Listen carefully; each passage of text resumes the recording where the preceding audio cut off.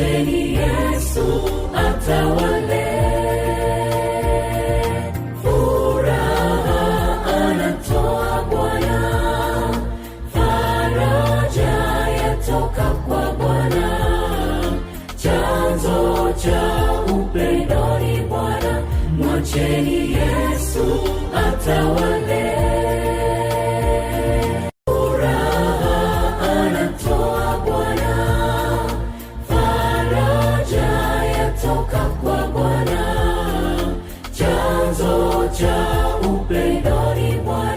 Mwacheni Yesu atawale.